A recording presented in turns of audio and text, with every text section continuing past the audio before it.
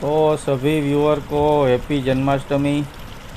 हमारे जो व्यूअर है भाई उसको सबको राम राम और बहनों को सीताराम।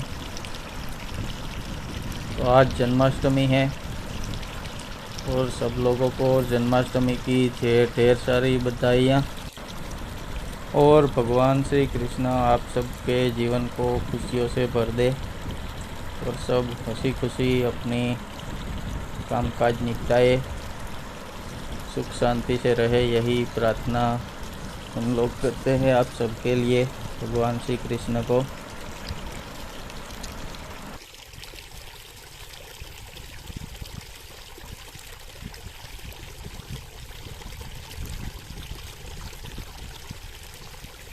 आज गर्मी थोड़ी ज़्यादा है और पानी है तो ये दोनों मस्ती के मूड में है, पानी के बाहर ही नहीं निकल रहे।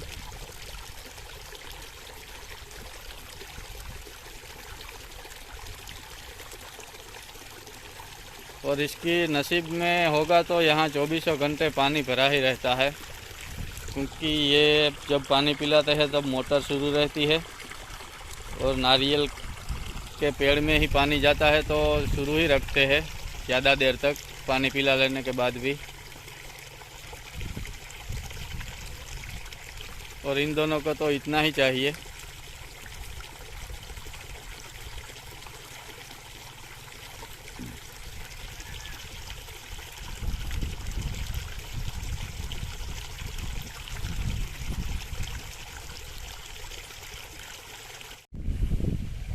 और आज चल रहा है छाछ, गौमूत्र और हींग का छिड़काव।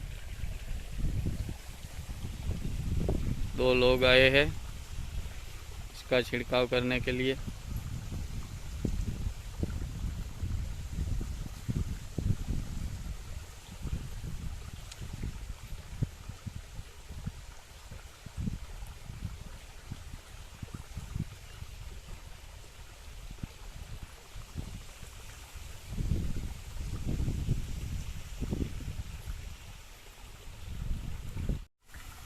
इसमें है छाछ,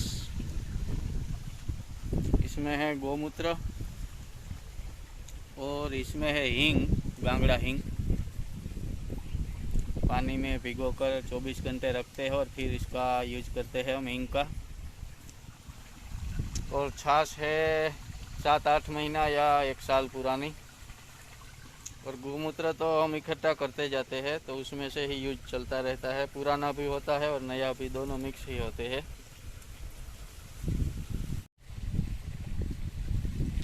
और ये तीनों के सिवा और कोई छिड़काव किया ही नहीं है। ऑर्गेनिक का भी जो 10 पर्ण और खाता है और दूसरे जो पत्तों से बनाते हैं दवाई, उसका किसी का यूज़ नहीं किया है, सिर्फ और सिर्फ इन तीन चीज़ों का ही यूज़ किया है।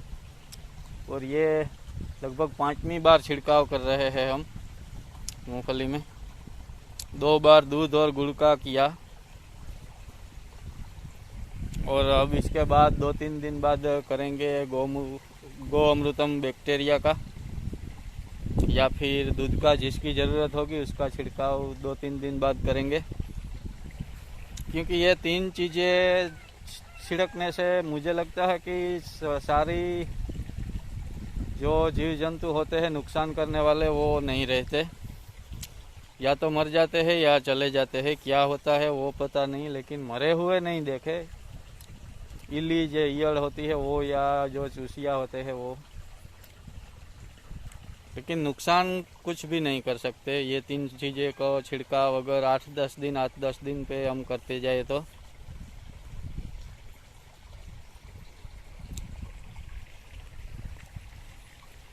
मैंने इसमें 10-12 दिन या 15 दिन की गैप पे ही किया है छिड़काव।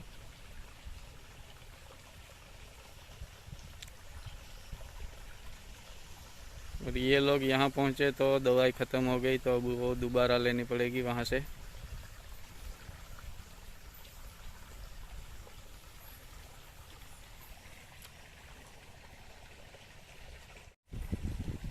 छाछ की एक पंप की मात्रा 1 लीटर की आती है 15 लीटर की टंकी में। और गौमूत्र 200 से 250 मिली तक का। और हींग 50 से 100 ml तक। लेकिन छाछ ज़्यादा है तो छाछ थोड़ी ज़्यादा हम छिड़काव कर रहे हैं। एक पंप में 4-5 लीटर तक डालते हैं, क्योंकि छाछ बहुत ज़्यादा है और छाछ खाद का काम भी करती है, तो वो कोई नुकसान नहीं करती अगर ज़्यादा हो जाती है तो भी।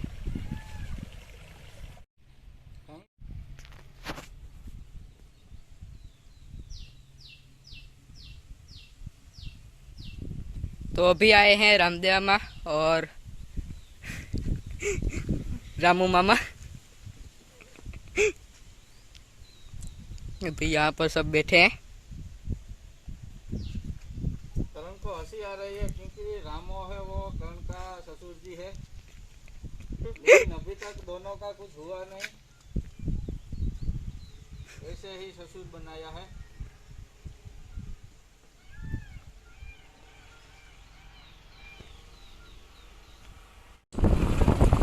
तो अभी मैं और करण निकले हैं, घोड़ों की रेस है विसावाड़ा, वहाँ जाने के लिए। और ये बीच के कच्चे रास्ते से हम जा रहे हैं, क्योंकि कई सालों से हम इस रास्ते से मैं नहीं निकला, तो सोचा चलो मूंगफलियाँ कैसी है वहाँ इस एरिए में वो भी देखते जाइए। और थोड़ा शॉर्टकट भी होता है, थोड़ा सा ये रफ रास्ता आता है, कच्ची सड़क, फिर अभी रोड आ जाएगा। क्योंकि हमारे यहाँ एक गांव से दूसरे गांव को जोड़ने वाली सभी रास्ते कवर हो गए हैं। और ये कैनाल है बड़ा सागर की, क्योंकि अभी इसमें भी पानी थोड़ा सा ही बचा है और बारिश की बहुत ज़्यादा ज़रूरत है, क्योंकि अभी मूंगफली में पानी की ज़्यादा खपत रहती है। कभी सिंग लगनी शुरू हो जाती है तो पानी ज़्यादा दे दिया जाता है। और अभी करण बोल रहा था कि जो फुव्वारे चल रहे थे स्प्रिंकलर, उसका पानी रास्ते पर आ रहा था, तो वो बोल रहा था कि थोड़े ही हमसे दूर रहा पानी। और अभी हम द्वारका हाईवे पे पहुंच जाएंगे, पोरबंदर द्वारका हाईवे, क्योंकि विसावाड़ा गांव वो भी मूल द्वारका ही बोलते हैं, क्योंकि विंजात भगत रोज जाके दर्शन करने जाते थे द्वारका। और एक दिन कुछ लोगों ने उसे मारने के लिए रास्ते में छुप के बैठे थे, तो दामनी का रूप लेके भगवान आए और उससे बोले कि तुम अब तुम्हारे गांव में ही जाओ, लेकिन वो माने नहीं। और फिर भगवान ने दर्शन दिए और बोले कि अब तुम द्वारका आने की तुम्हें कोई ज़रूरत नहीं है, तुम रोज़ तुम्हारे गांव में ही दर्शन करना। तो विसावाड़ा को मूल द्वारका भी बोलते हैं, और वहाँ भी बहुत ही अच्छा और बहुत पुराना मंदिर है कृष्ण भगवान का। और ये आ गया द्वारका पोरबंदर हाईवे।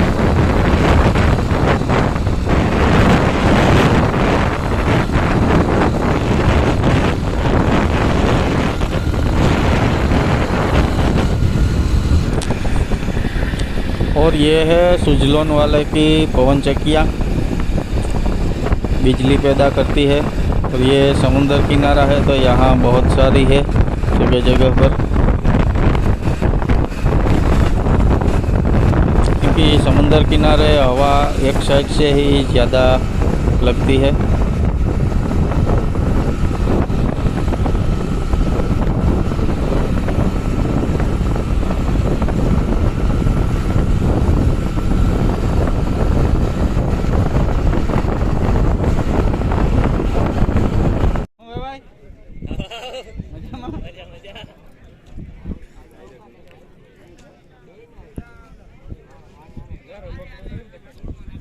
राजू भाई शूटर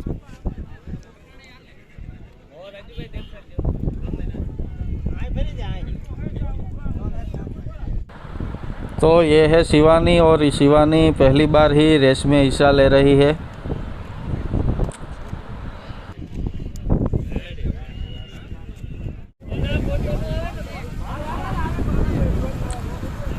और अभी रामदेव ने ड्रोन चढ़ाया है शूटिंग के लिए, क्योंकि ड्रोन से शूटिंग बहुत ही अच्छा आता है। ऊपर से शूटिंग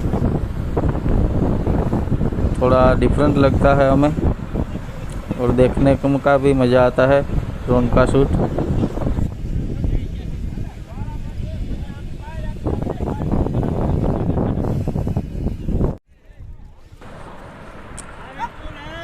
तो अभी घोड़ेसवार निकले हैं ग्राउंड देखने, क्योंकि घोड़ों की रेस में ग्राउंड देखना बहुत ही ज़रूरी होता है। उबड़ खाबड़ है या खड्डे है, कैसा नहीं है, क्योंकि एक बार घोड़ों के पैर में कुछ हो जाता है तो फिर वो ज़िंदगी भर ऐसे ही रहता है। तो एक बार चला के देख लेना चाहिए जो ग्राउंड है उसमें। ये सही बात है, सही कर रहे हैं। और 1-2 चक्कर लग जाते हैं तो घोड़ों का भी थोड़ा लहू रक्त गर्म हो जाता है, चलने में मज़ा आता है। क्योंकि ज़्यादातर हमारे इधर के घोड़े हैं वो चलाते कम हैं, चलाते हैं तो भी रनिंग बहुत कम रहती है। इसी वजह से ये रामो आ रहा है शिवानी को लेकर।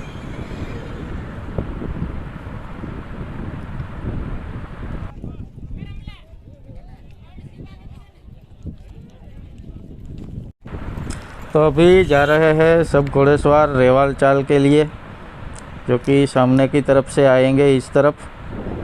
और गिगाता हमेशा अपने हमारे ट्रेडिशनल पोशाक में ही रहते हैं, और घोड़ी भी बहुत ही अच्छी है उसके पास। तो अभी शुरू होगा रेवाल का राउंड।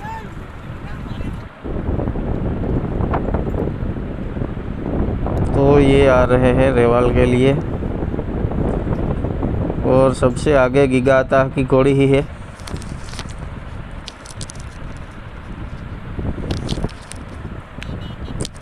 गिगाता की घोड़ी बहुत ही आगे है दूसरी सब घोड़ियों से रेवाल चाल में, और बहुत ही मस्त चल रही है रेवाल।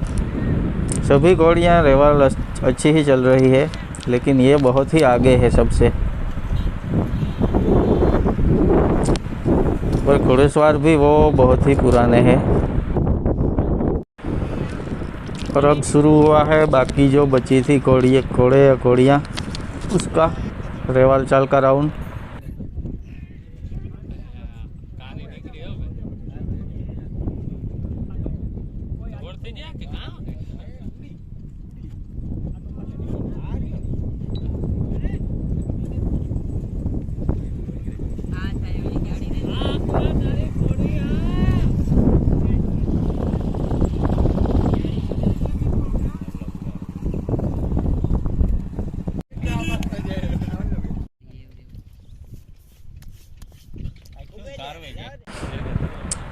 अब शुरू हुआ है रेवाल चाल का फाइनल राउंड।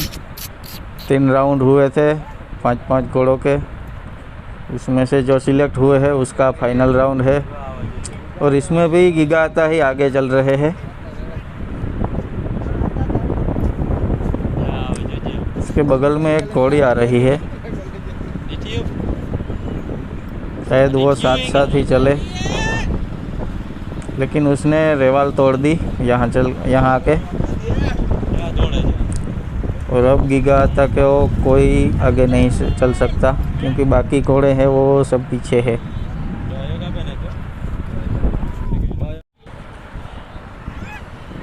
और ये अभी जो हो रही है घोड़ों की दौड़, ये बहुत ही रिस्की है, क्योंकि इसमें घोड़ों को खुला ही छोड़ दिया जाता है। उसमें अगर ताकत है उतनी दौड़ लगा सकते हैं। इसमें घोड़े और सवार दोनों के लिए रिस्क रहता है, लेकिन ग्राउंड अच्छा है तो कोई दिक्कत नहीं आएगी।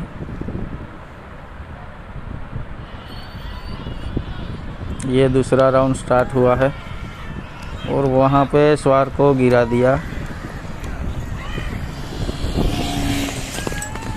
सफ़ेद वाली घोड़ी हो या घोड़ा हो, उसने सवार वहाँ उसके ऊपर से गिर गया नीचे, लेकिन स्पीड कम थी तो कुछ नहीं हुआ।